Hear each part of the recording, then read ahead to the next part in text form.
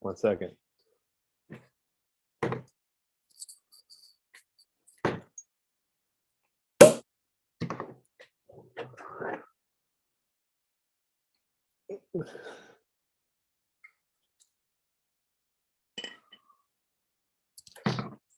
All right, everybody.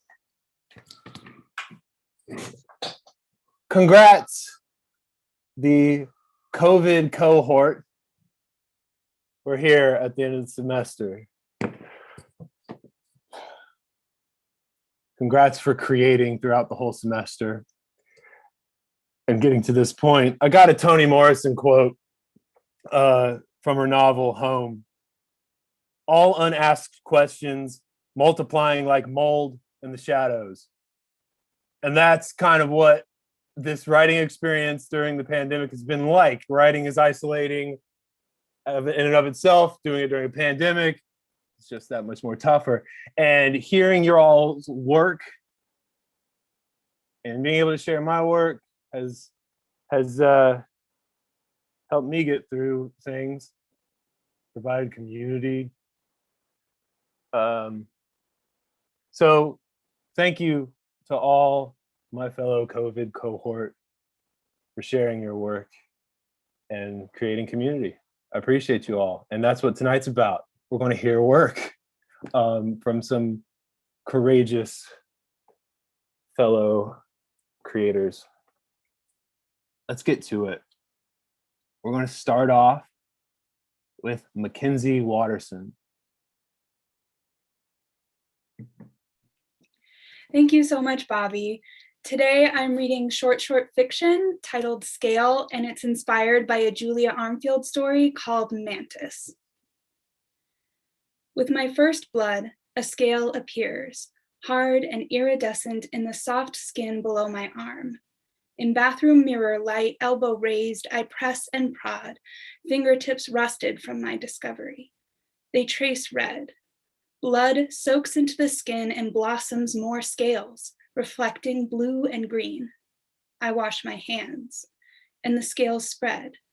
One tucks behind my ear. A colony stars from the pivot of each knee.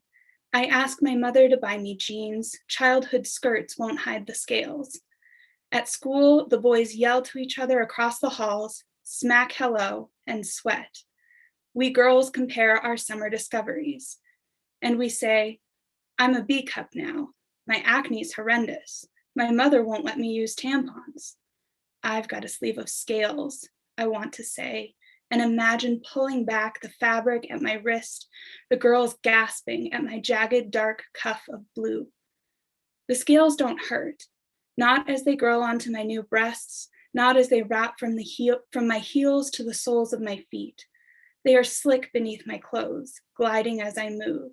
It tickles a bit. I do not think they are meant to be covered, still I cover them. Gym class becomes a problem. Why do you change in the stalls? You must be hot in those sweatpants. Just put your hair up. Come see, I want to say.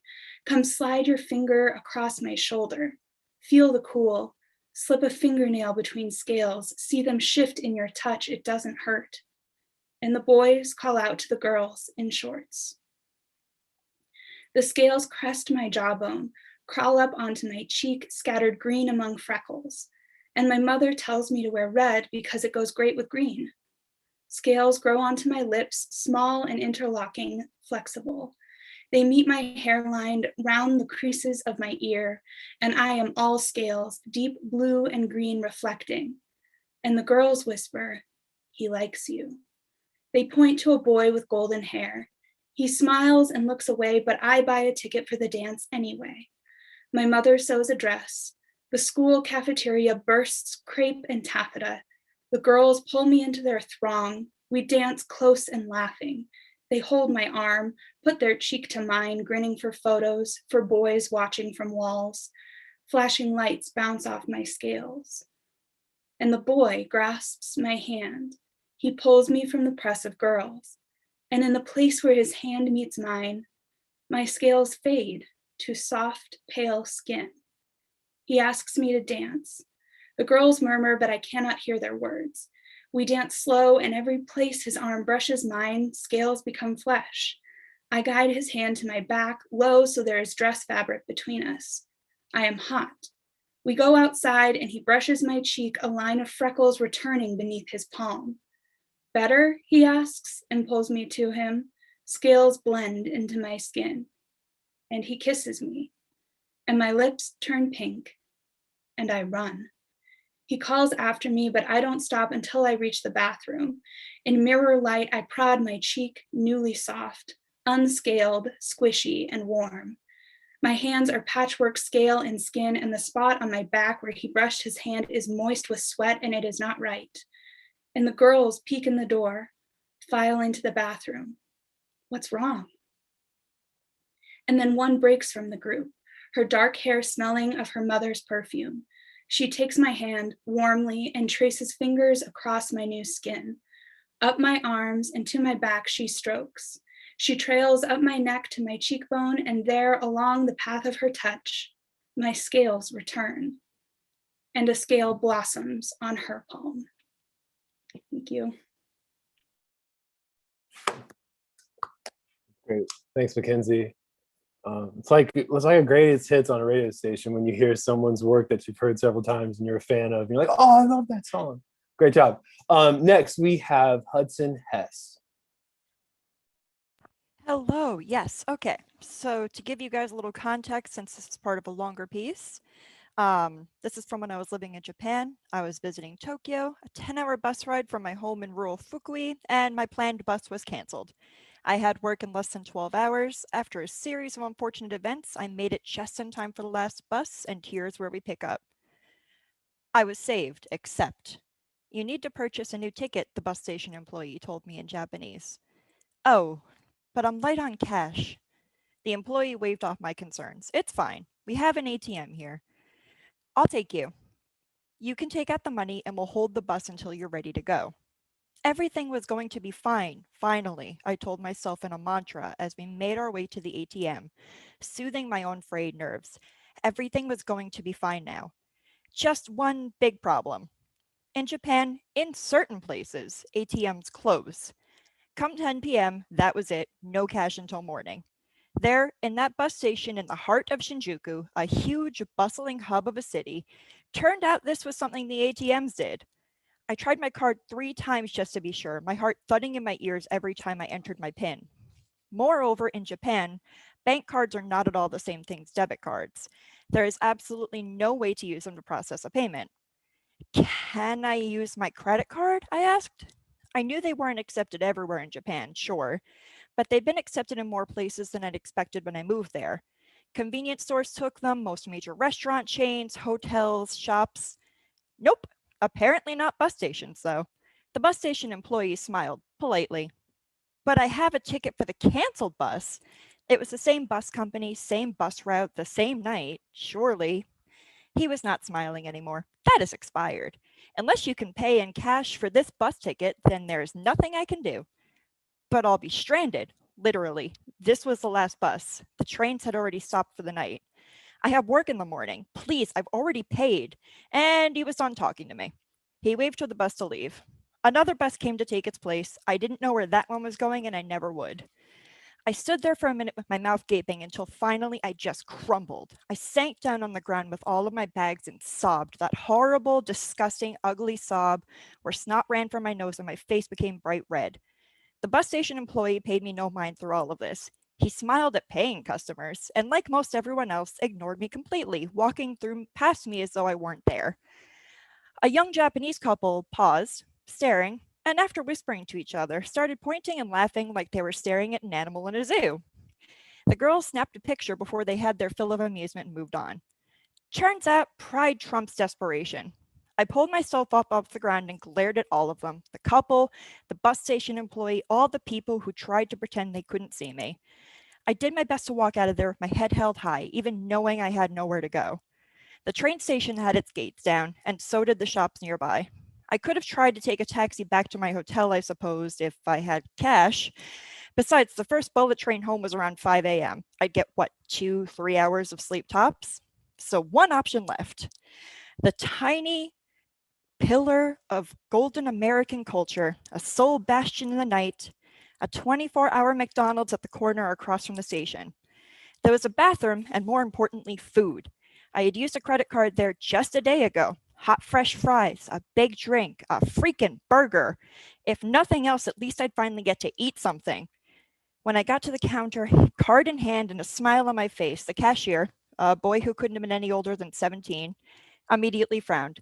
Sorry, I don't know how to use the credit card machine. You got any cash?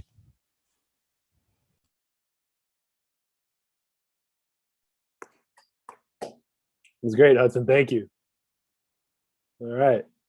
Next, we have Jyn Cooper. Thanks, Bobby. Hi, I'm Jen, and I'm reading some vignettes from my fictional thesis, If We Make It to Someday. What is life, if not a slow death? Belief is a hell of a drug. Belief and caffeine.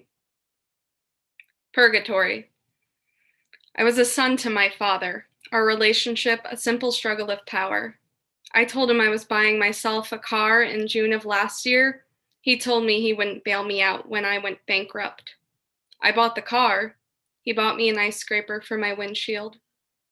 We fought for who was taller. He growled and yelled when I learned to roller skate. I wasn't scared to fall, but I feared his anger about the fall. And when I did fall, he bandaged my hands. Spectre.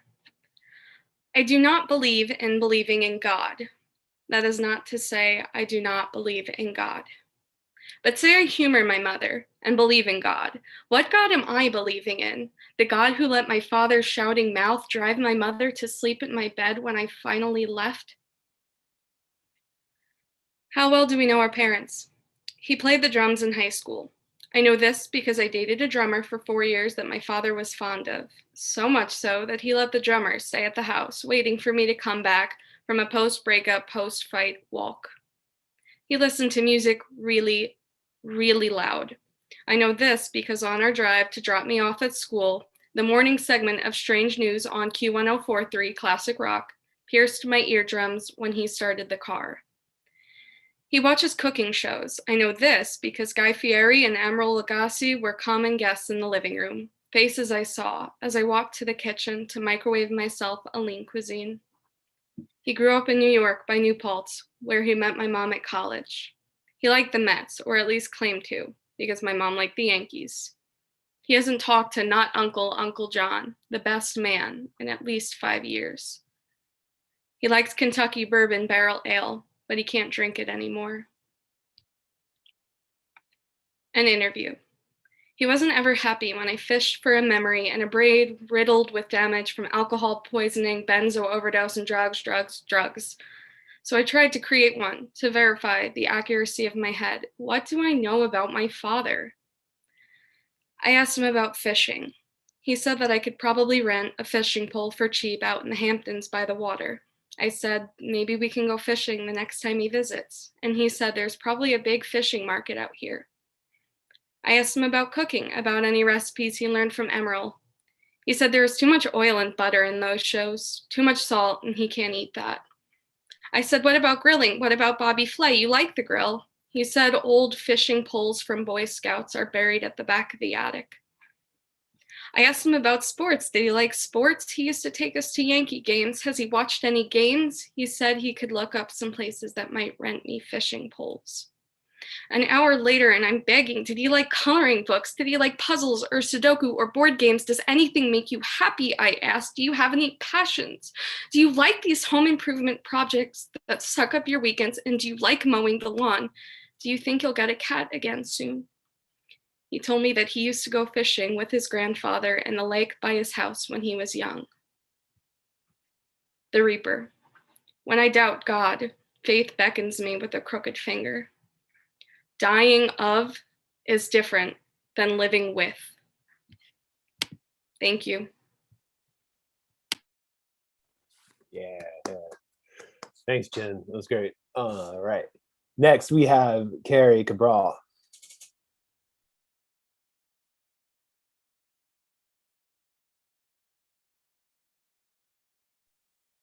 Thanks. Thank you. Hi everyone, I'm Carrie. I'm reading some fragmented nonfiction, and I just wanted to give you a warning. This piece does mention rape. The first time I was ever angry with God, long before I stopped going to church, was when my mother told me girls weren't allowed to be priests. In my naive little 7-year-old world of sports and pink butterfly hair clips and girl power, it was unfathomable to me that anyone could tell girls what they could or couldn't be, least of all my mother. Why not? I asked, and she shrugged. That's just how it's always been. My mother doesn't go to church anymore either.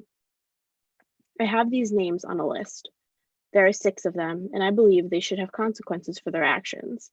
But they did not, and they probably never will. If I still believed in God, I could pretend that they'd be punished through karmic or cosmic action, that they would face misery in this life or the next. I could tell myself a story where they'd get what's coming, because in my childlike worldview of my former God, good people get rewarded and bad people get punished. If bad things happen, you must deserve it.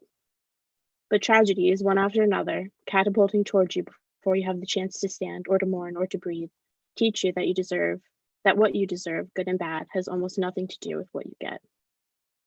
I stopped talking to God after I was raped.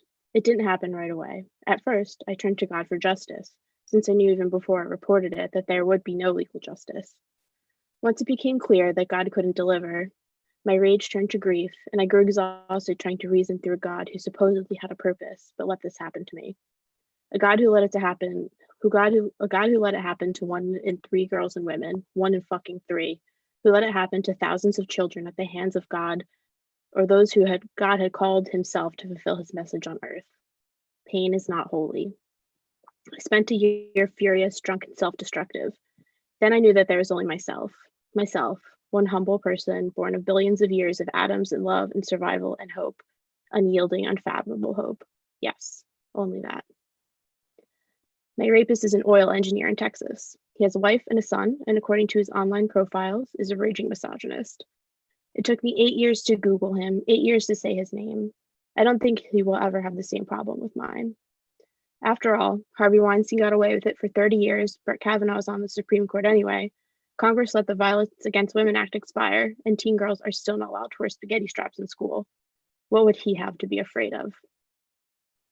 At a museum in New York, I stared at fossilized footprints. They were some of the oldest artifacts at the museum. These early hominoids were just around 4 feet tall and were walking somewhere together when a volcano erupted, killing them and encasing their footprints in place for us to find. It may have been a man and a woman, or a mother and a child. And I got to know their story, know that their earth was my earth too. I cried, not for their deaths, but because I got to know them. I've cried in museums, planetariums, and cathedrals. I've cried on beaches, staring up at the stars.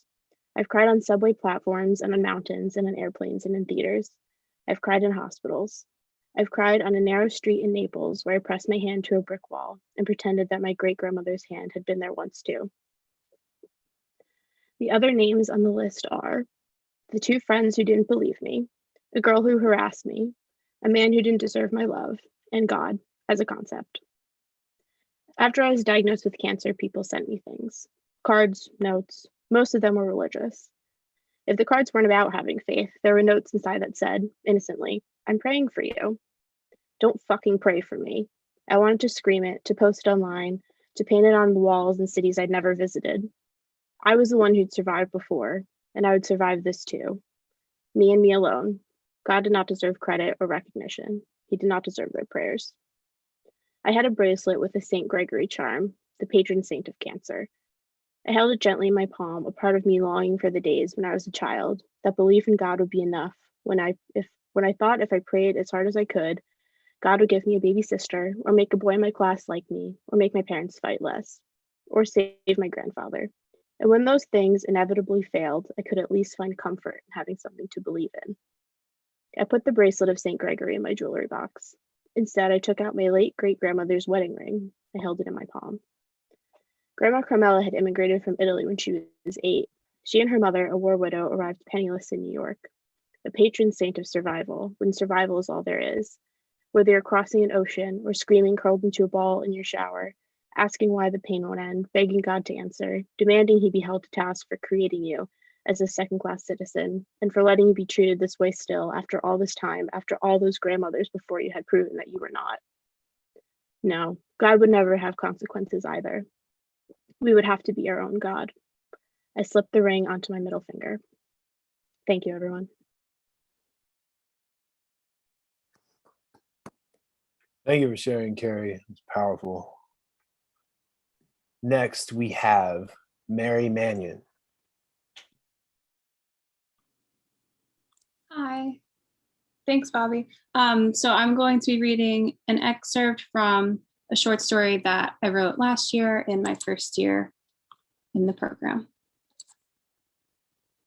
The movie that my boyfriend Adam and I were watching ended, and Mom called us up for dinner, and it seemed like Dad probably wasn't going to make it home in time to eat with us tonight. Often Dad got stuck at the hospital for hours or even entire nights longer than he'd been expecting. He was an emergency room trauma surgeon, so when someone came in with a wound from a gunshot incident or a car accident or a domestic stabbing, they called in Dad to operate. I felt bad for Dad for being around so much sadness, but he told me that as long as he was the one holding the surgery tools and not the one lying on a gurney, he had nothing to complain about. I knew that Dad's joy came from helping people recover. The flip side of that, though, was that he was sullen for weeks if anyone died. A lot of the time, Dad appeared tough or cold, but sometimes when he thought that no one was watching, I noticed his face soften into a distant, forlorn expression. Adam and I agreed to help Mom set the table. I pulled out 4 plates from the kitchen cabinet, and Adam said, 4? Babe, there's only 3 of us. You ever learn how to count? My dad might come home, I said. No, he's not tonight, Mom said. He called to tell me. I put the plate back in the cabinet and finished setting the table for 3. Mom, Adam, and I sat down and began to eat. Adam was in the middle of telling Mom about something dumb his sister had said when the side door near the driveway jangled open and Dad's voice called in, "Hello?" Dad stepped into the kitchen and set his briefcase down. "Hi, Dad," I said. And then, when my eyes reached where he was standing, they grew wide, and I said, "There's blood on your shoes." But Dad's gaze was fixed on Adam. They hadn't met before. "Oh, right," I said. "Dad, this is Adam." Adam stood up from where he was sitting and extended his hand for Dad to shake. "Hi, Mr. Waters," he said. "Nice to meet you." Dad held both of his palms up in the air and stepped away from Adam. "I better wash these first," he said. "And it's Doctor." Adam dropped his hand. "What?" "It's Doctor," Dad said. "You called me Mister." Everyone was quiet. Dad took off his blood-stained shoes and washed his hands under the faucet. Before Dad had become a doctor, he dreamed of becoming a Major League Baseball player. Often he'd reminisce to me and Mom about the smell of freshly cut grass on wide green fields or the worn-in feel of his dirty white cleats that carried him along from base to base. Adam was on the school baseball team. He was really good, too. Apparently, last year, before I'd met him, he'd started every game as a sophomore and had earned first-team All-State honors. Adam didn't try too hard in classes, said that nobody really cared about your grades unless you wanted to become something grimy like a lawyer. But on the field, he was a flash of unmatched talent. Before Adam had come over tonight, I'd advised him to talk about baseball with Dad if Dad happened to make it home for dinner. I imagined that the sport, for the two of them, would be some friendly common territory. Dad grabbed a plate from the cabinet and then sat down, too, at the head of the table. Mom shifted in her seat. "James, how did work go? I thought they called you in for an operation." Dad looked at Adam, then Mom, then down at his plate. Quietly, he said, "The patient passed away before we could get him in for surgery." I gulped. "What happened to him?" "Better not to talk about it," Dad said. On the surface, I thought, every life seemed small. I could bet that for someone like Dad, though, if a person was lying there before you, open and bleeding and gasping for breath, I'd bet that every single separate life seemed impossibly, desperately large. I was lucky, wasn't I? As a teenager, you could imagine bad things happening, but somehow it seemed impossible that they could ever happen to you. Back in those days, everything was a theory, if not the theory of a theory, and that distance seemed to help to keep you safe. Thank you.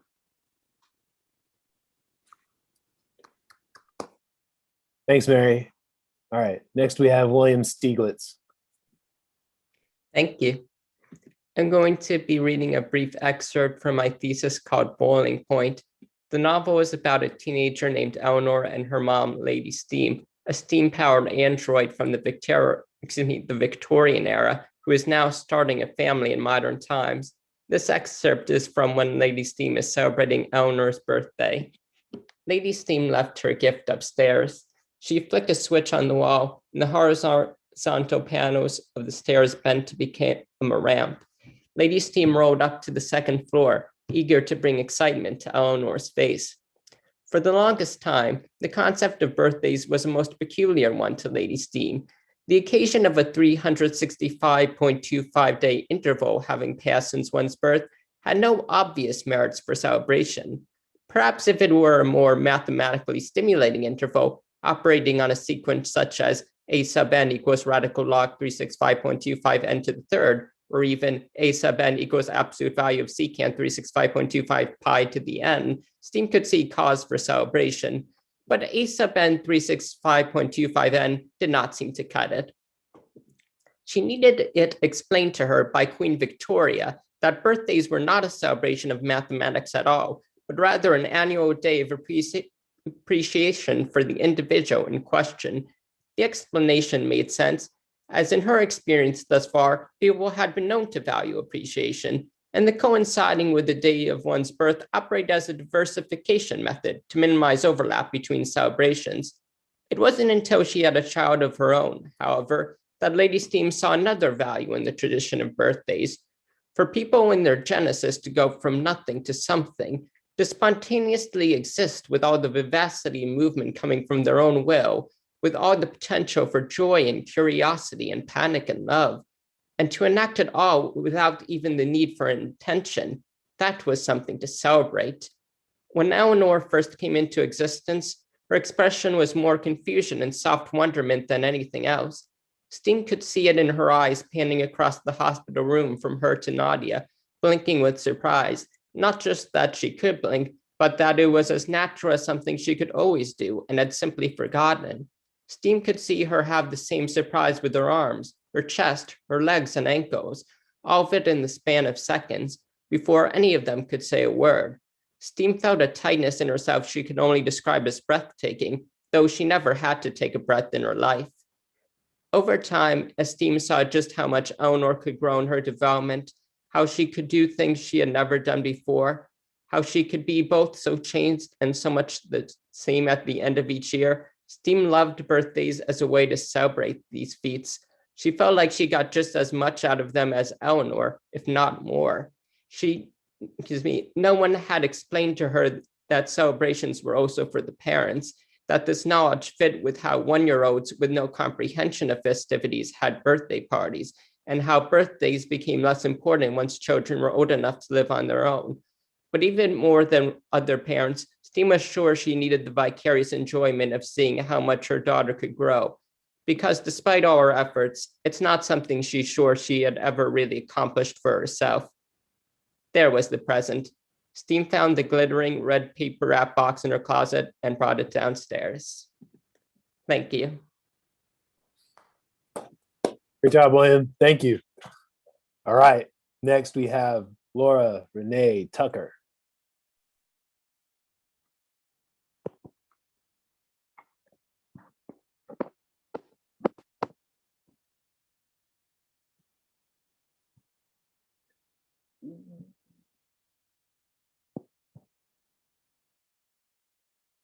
When do I come on?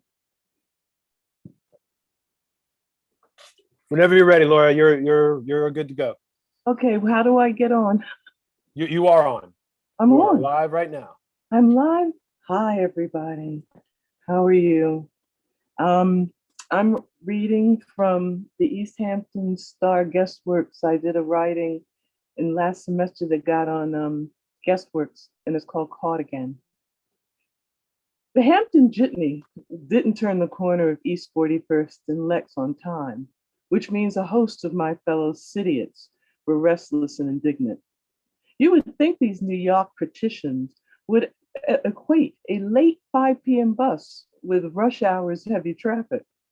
I hate waiting on the streets like this, one wilted flower hissed. Another woman huffed, will we get out there in time to go to the Chandlers? Call the car service and make sure they'll wait. Membership has its privileges. I received an upgrade to ride the Jitney's ambassador coach, exclusively made for the rich and famous like.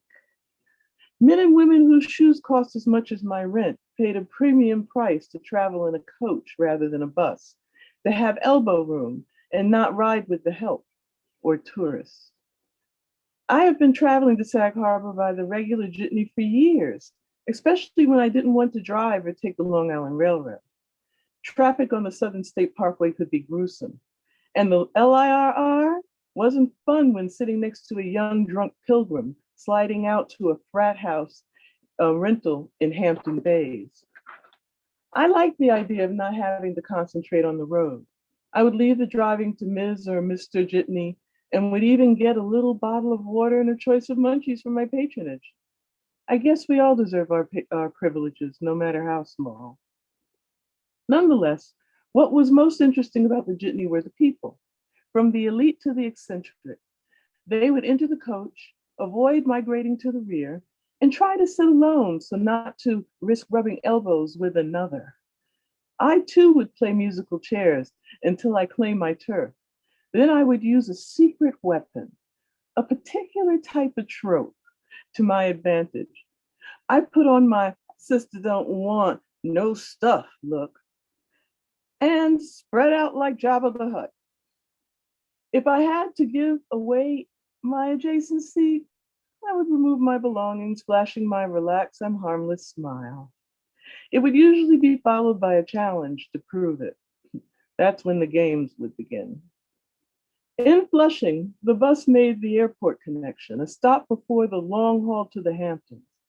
Few would leave the bus, but a slew of people would board, filling the rest of the seats, if it was a regular jit. But this was the ambassador. Play angelic chorus now. Luckily, only one person boarded the coach, a white woman noticeably unfolding from her 9 to 5. Unluckily, I watched her make a beeline to my well-usurped seat. She and I were probably peers, but she appeared oversaturated with Lancome, filling things that had not cracked on me yet. Her hair was in a ponytail, which I never particularly liked on mature white women, too severe. But it suited her in the circumstance. Her ponytail was declaring the commencement of her weekend. She nestled into her seat, trying to create a zone of inhibition around her. She smiled at me as if she saw a baby but smelt a diaper. I returned the diaper. As she examined her domain, she spoke. Did you catch the bus in the city? Yes. Uptown? No, Midtown. Oh, you traveled downtown? No, from Brooklyn. Oh, really? Where? I slightly turned to her. Kensington. Be careful. Oh, I know where you live, near Central Park, right? Yes. Oh boy. My head tilted. What fresh hell is this? Then Madame's voice became sing-songy. Have you ever been out to the Hamptons? East Hampton? Southampton? Yes, Sag Harbor. She tilted her head. Oh, who are you going out to see? Before I knew it, before I could purse my lips, my world went from Technicolor to black and white, like a B horror flick. My eyes followed the formation of her mouth as she uttered the next phrase. Are you working for somebody? It caught up with me again. The trope twit. More obnoxious than the elf on the shelf and more insidious. Channeling my inner Dorothy Parker, I replied, why, yes, by day, Uncle Sam, by night, Uncle Remus. She looked at me as if Barbie were about to meet a speeding Chevy. The pause across her face told me she knew she had stepped in something, but didn't want to look down. I decided to have some mercy. My parents retired to Sag Harbor. Have you heard of Eastville? Maybe As You Rest. Your parents? The scrunch on her forehead started to smooth out. I had climbed up the rung on her ladder, but mind you, I had started below ground. As the bus began to gain momentum onto the Long Island Expressway, I tackled putting earplugs in my ears, and she insisted carrying on. So your parents have had a summer home in Sag Harbor for? What area are you in? How long did you say you've been going to the Hamptons? I responded with limited verbiage, thinking, can't believe it, huh? And I didn't say. I have in my black toolbox a monologue, more a presentation about my decades of existence with other African Americans in the Hamptons. Based on an earlier assessment made in nanoseconds, I knew what and how much information was adequate. And it was noticeably clear that this would determine how comfortable the rest of the ride would be. I gave her my 1 minute, 30-second pitch, knowing it would satisfy my seat neighbor without putting me in Macy's window. I don't know why some people of the lighter you think they can step on, no, trample norms of etiquette and just jump in, pry into Black folks' business, almost as if they have the license to evaluate. I anticipated her flashing a scorecard, like a pageant, to express her approval or disapproval. My Black girl magic kept me intact. Renee, my inner BAP, Black Anglo-Saxon Protestant, was handling the coach ride. I tried to leave my inner Dorothy Parker at the city line. After our exchange, I turned on my iTunes and tapped random on the playlist. It started playing the theme of National Lampoon's Vacation, Holiday Road, winning. That upgrade to the ambassador was just what I needed that day. I was able to turn into my old school music and tune out the world. The ride lulled me to sleep, especially when the traffic thinned out as we rode east on LIE, and the humming sound of the bus became hypnotic. I didn't have a care in the world until I woke up. Manorville came quickly. This stop was the hub for every jitney, splitting the folks who live in Quad, West Hampton Beach, and Hampton Bays from the folks who must trek further east. It was a seventh inning stretch without a song. The shift in gears and speed and sway of the exit curve shook me up enough to contemplate, we're in Manorville already? Initially, my eyelids popped open, thinking of my seatmate making her exit. Then it dawned on me she mentioned she was going to Southampton. Realizing that, I rolled my full moon eyes, and in doing so, glanced over at Madame. Her eyes caught mine. She put on a warm grin. Not smelly this time. She was ready for round two. How is your nap? Damn. Thank you. That was great, Laura. Thank you. Yeah, that was killer. All right, next we have Christopher Barr. Hi, everyone. So I'm going to be just reading another part from a novel in progress. So it is as such as it is. Okay. The agent's pods smashed into the rutted, muddy ground 20 kilometers outside Redenbesk. The explosions kick up dust and debris 15 meters in the air, showering the landscape. The sound, cataclysmic in reality, is not heard by the agents in their soundproofed, inertial-dampened cradles, but miles away, the small pop is not dissimilar to the sound of the old ballistic firearms trotted by the rancher barons who used to own these properties. A herd of gray-green mountain voles, settling into their hovels just below the surface of the former farmland, are pulverized and misted by force of impact and electrostatic discharge. They were starving already anyway, scavenging for seeds left over from the mountain's excavations decades before, so perhaps this was a mercy. Steam rises from the eggs, burning off excess heat by consuming its own matter in vapors of sparkling blue. The agent's harnesses release with a click, and Rid is the first to exit, punching a hole in the side of the now brittle shell. He excavates himself, releasing a tall, bulbous man, shrouded in his green silk and leather robes. No hair grows on his head, pate smooth as glass, eyebrows and eyelashes removed, giving his eyes a round, mottled vacancy like a frog. His tall boots hit the mud, and he curses as it splatters on his dress. Rid performs the courtesy of cracking the surface of his two fellows' pods, and each exits.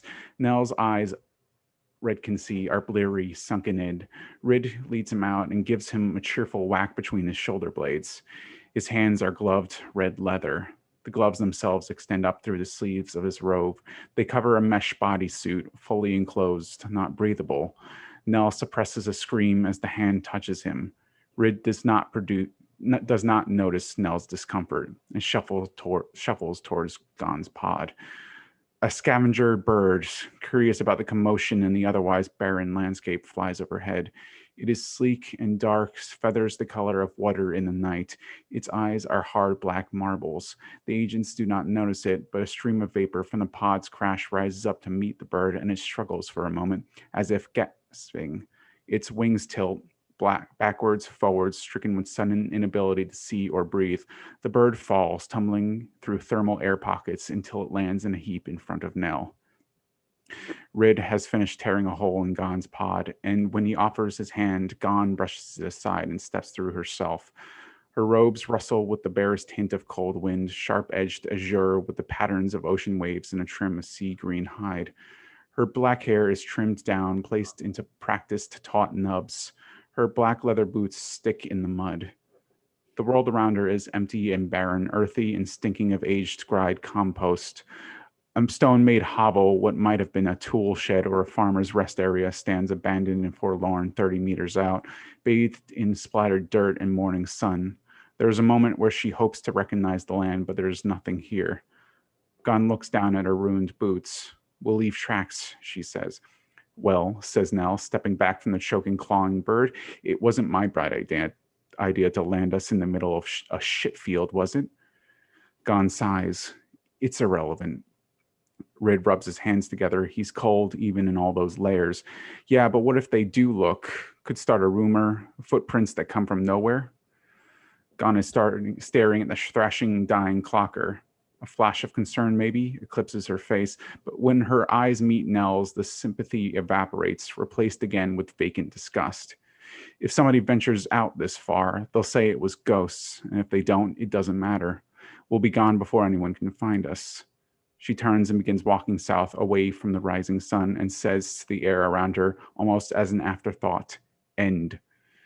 The eggs wait for a moment as if contemplating the order, but then their surfaces shudder and begin to melt. The enamel-like substance, synesthetically secreted chitin harvested from the organic experiments on the ziggurat station several hundred light years away, becomes waxy and semi-translucent, and like candles in an oven, their surface bubbles and sloughs from the small ribbon steel framework. The control box's glass, few bits of metal screech and fall into the bubbling mess and are torn apart atom by atom until they are one with the melting white. The process releases an odor like burning plastic and fish carcass. In the few minutes it takes Nell, Gon, and Rid to evacuate the scene of the landing, heading towards Red and Vesk, the rest of the eggs have already been subsumed by Rio's ground, leaving the bird choking to death behind them. This chitin material in its liquid form is existentially anathema to organic life at both the chemical and philosophical level, and will poison the ground here in a radiating 5-kilometer radius as it seeps into the aquifers below. Few plants will be able to survive, and those that do will be sick and sallow things that will twist the insides of migrant herbivores and the common scavenger animal into hardened bone-like material. The clockers will feast on their dead sister. They too will die. Given enough time, the infection from these eggs will likely exterminate several species of flora and fauna, breaking several otherwise flexible and resilient ecosystems. So that's it. Thank you. Yeah. Thanks, Christopher. That was great. Okay. Next, we have Meryl Branch McTiernan. Hi, everyone. I'm going to read some pervy fragments from my novel in progress. Could you call yourself a filmmaker if you'd never made a film? Was it simply a state of mind, something you were born into, like being a Jew, where you could say, sure, but I don't practice? Or did you actually have to practice? I considered this in the lift on the way to the filmmakers brunch at the Park City Hotel. Molly had snagged a pass for me.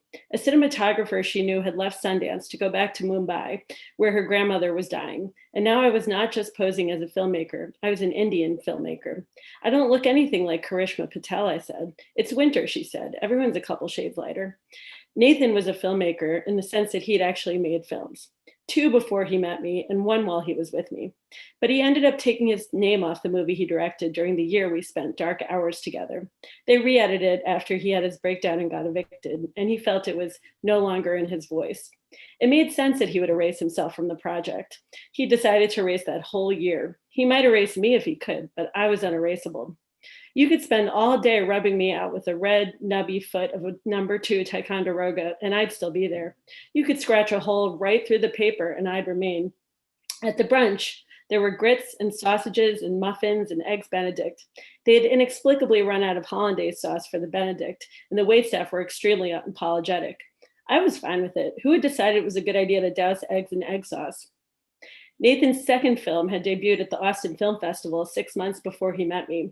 He had brought his girlfriend at the time. He never referred to the girlfriends by name, just my first girlfriend and my second girlfriend.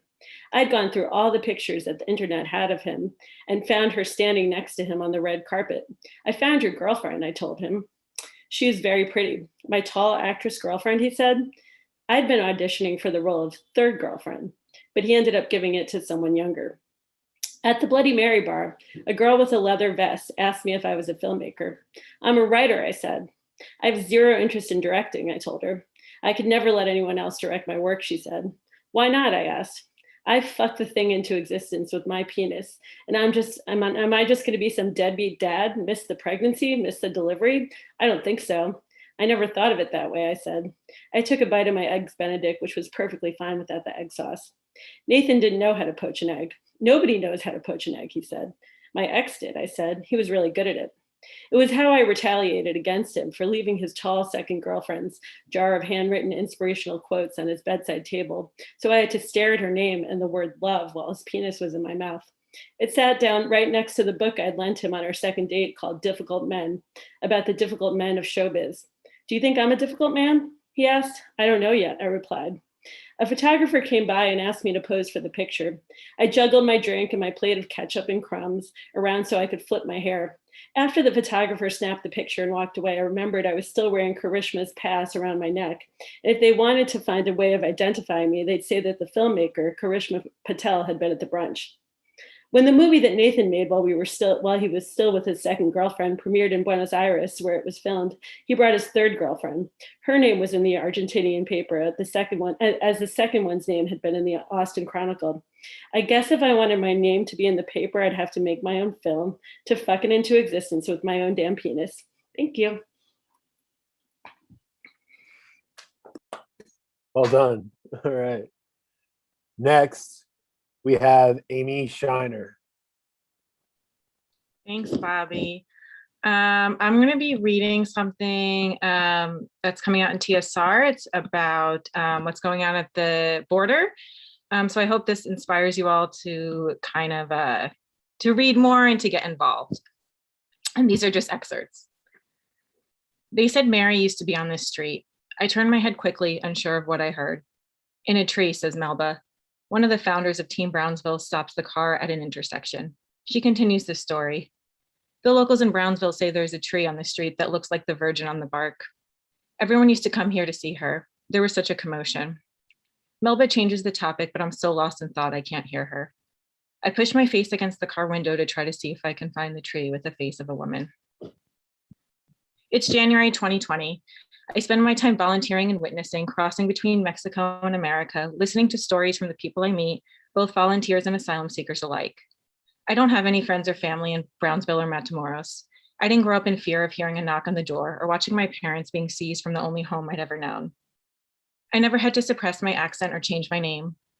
I decided to travel to the border after watching, like so many others in America did, 11-year-old Magdalena Gomez Gregorio beg the government through heavy sobs to return her father to her. After seeing the photographs of families shivering in the hileras or freezer detention cells run by US Customs and Border Protection. After reading every day about ICE, Americans' modern SS who kidnap, abuse, and persecute people. There is no respite, no patch of land, no moment of transition, nothing between the Bienvenidos a Mexico sign and the assembly of tents and people covered in dust. It's estimated that 2,500 asylum seekers are living in Matamoros, just across the border from Brownsville. They come from all over the world, but predominantly from countries in Central America, including Honduras, El Salvador, and Guatemala. A young girl stands next to me and grins so wide I forget where I am. She asks me in Spanish, "Do you have anything for me?" And I laugh and fumble with my limited knowledge of the language and tell her to follow us where we'll set up under the canvas tents on higher ground. She stays behind me and helps me push the wagon up the hill. On Sundays, Melba runs the Escuelita, or little school where volunteers teach the children reading, science, or math. The kids sit on tarps, which become muddy when it rains. 9-year-old Naomi says she has 4 brothers and sisters and describes what her life is like in a tent. She tells me when she grows up, she wants to be a doctor. I tell her to study hard, and then I remember she isn't going to school. Volunteers come on average for perhaps a week and are usually from religious groups or volunteer clubs. I meet other solo travelers, mostly white women like myself, who stay for over a month and return to Matamoros frequently, the desire to help others compelling them. Those who live in Brownsville year-round devote their time to running the volunteer organizations, seeking funding, learning each asylum seeker's stories tend to be of Hispanic origins. I can't help but notice these differences. One day I speak with a 15-year-old girl across the border in Matamoros. She asks me if I visited New York City. I don't want to tell her I grew up an hour away and that when I was her age, my friends and I saw Broadway shows and took the subway and ate pizza in St. Mark's Place and didn't think about if it rained that her whole house would be destroyed. Her eyes widened, waiting for my answer. "You'll love it," I force a smile. She links her arm in mine and introduces me to her friends. I feel guilty that I'm white and privileged and born a US citizen, and that Mariana, who comes from a rural community in southern Mexico, will never have the experiences I've had. That at 15, she's been through the hardships I've had the fortune not to know. That white privilege exists at the expense of other suffering. I went to the border to volunteer with people who are being victimized at the hands of a multi-system oppression. I found myself witnessing, a term I only vaguely understood. My recount of what I saw will vary from those who have been there longer, those who came as journalists, or those from different parts of the country.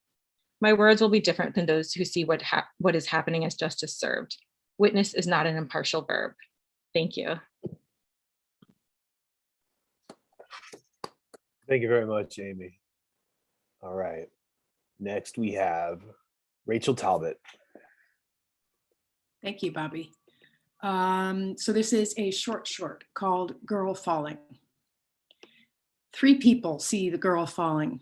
She's working her way up the rungs of a black iron ladder leading to the tar-covered roof at the back of a 3-story brownstone. The house has a rear garden like the other brownstones on the block, collectively creating a patchwork quilt of bee balm and milkweed, junipers, and well-trimmed holly. The gardens are separated from each other by pointed wooden fences, rust brick walls, and a declaration of privacy. The housekeeper in the brownstone directly behind the house, whose ladder the girl is climbing, dusts a small statue of a cat on the windowsill of the 2nd floor.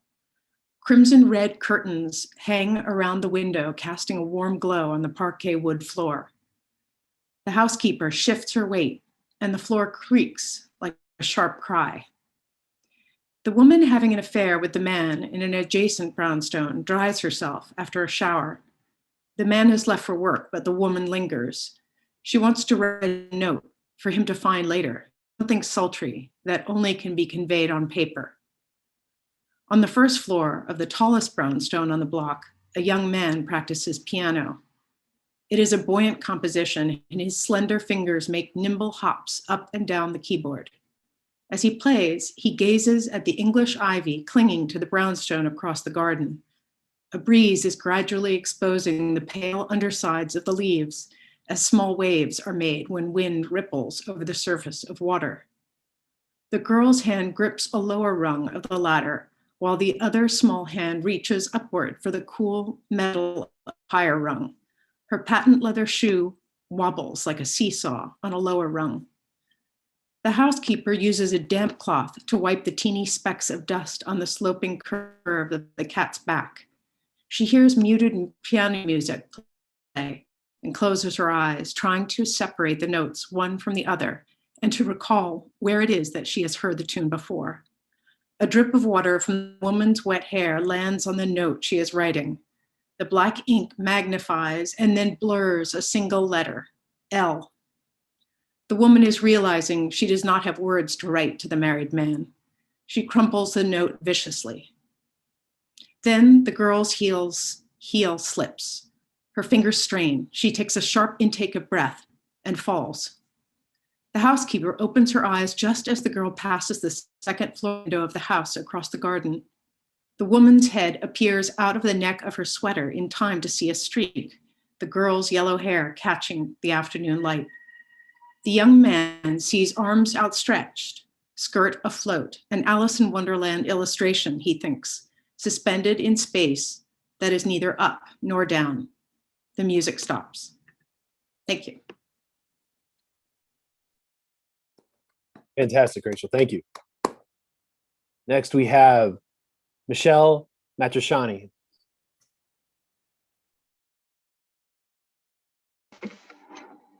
Thank you.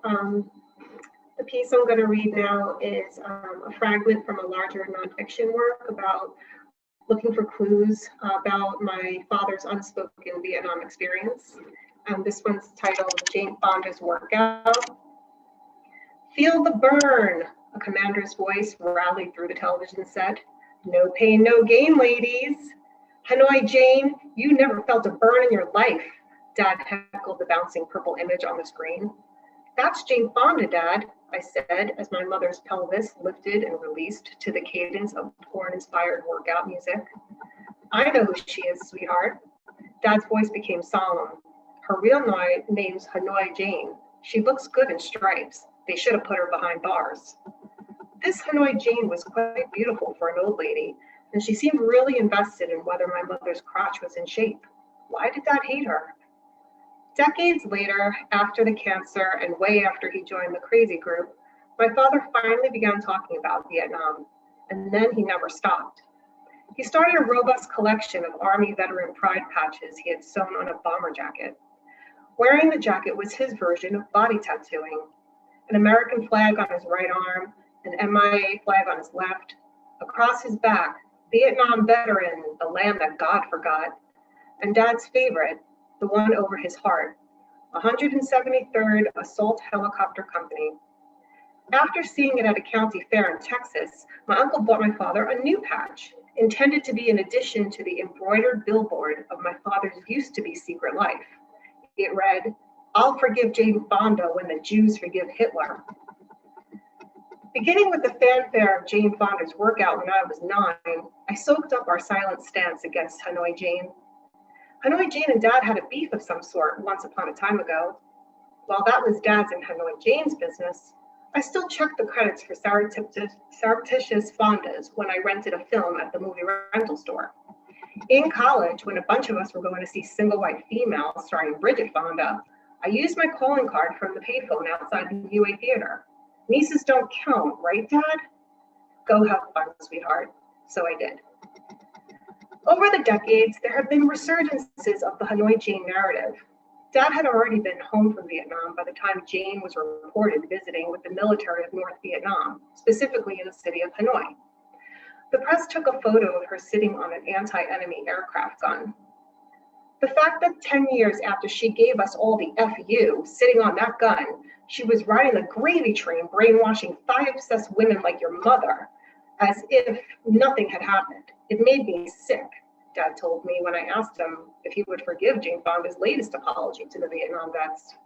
Jane Fonda might not have remembered, but I did. What exactly had he been remembering? A black and white photo of Jane fraternizing with the enemy?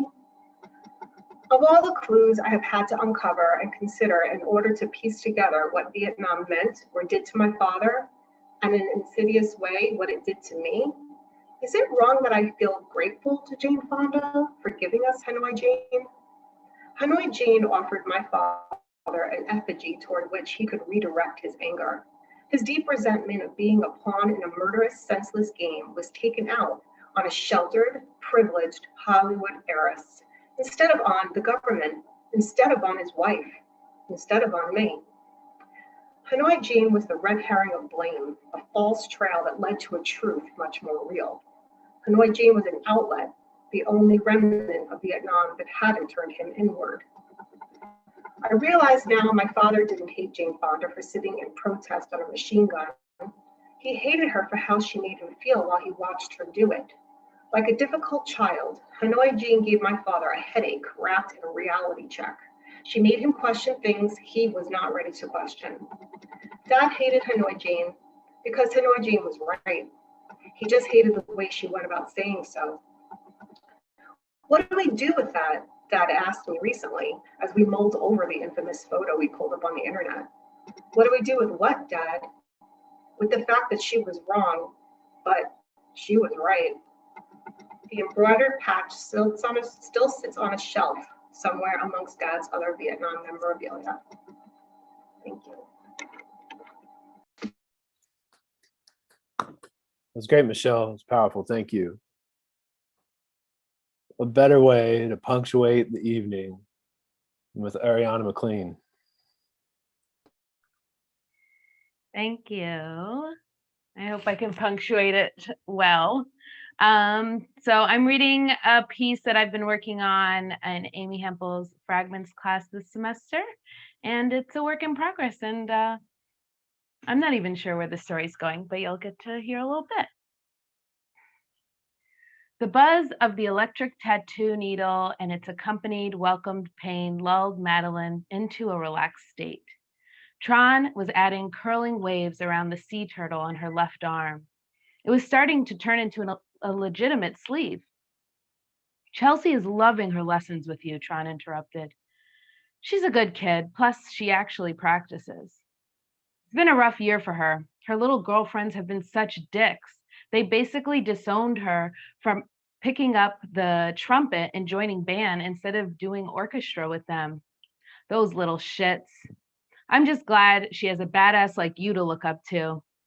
God, Tron, you're making me blush. I just call it like I see it. Madeline let his statement linger, relaxing back into the metronomic sound of the needle. 4th grade was when she got to choose an instrument. The teachers brought all the students to the gym, which was set up like something between a low-budget trade show and a carnival. Overloved and overused instruments were displayed by category. Woodwinds to the left, brass in the back, strings to the right, and percussion in the center. Older students and teachers demonstrated how the instruments operated and sounded. The cacophony was spectacular, but one brassy sound stood out from the rest. As her ears fell in love, her eyes were mesmerized by the shine of the horn. The school band teacher was demonstrating the range of the trumpet, improvising notes and showing off the mute, which she manipulated in the bell like a top hat on a rocket. So you picked the trumpet, her mother said. She swallowed her disappointment. She was already imagining the harsh squeaks and honks she'd be suffering through. Still, she kissed her smiling daughter and made her way to the stereo. Well, I guess we should do a little homework. Out from the speakers bellowed the melodies of Louis Armstrong. She grabbed her daughter's hand and the two danced in circles around the living room. By 18, Madeline had never kissed anyone, but her lips were skilled. With them, she could hit a high E with ease. She often wondered if kissing would make her lips tingle the way they did after practicing for hours. She wondered if a kiss would taste sweet like her strawberry lip smackers, or maybe it'd taste salty and metallic, like the smells of the sludgy spit she emptied from the little valve on the bottom curve of her trumpet. The smell of used trumpet spit would haunt her always. Thank you. That was great. Thank you. Folks, that's what we have for you tonight. Thank you for everybody for tuning in, listening to this great work. Thank you for all the readers for your courage and creativity. Thank you to Cass Cassidy for putting this whole event together. And thank you to Frank Imperial, always for making our art a computer. Thank you, Frank. Thank you, everybody. Stay safe and well this summer. I'll see you next semester. Love, appreciation, art, all the good stuff. Cheers.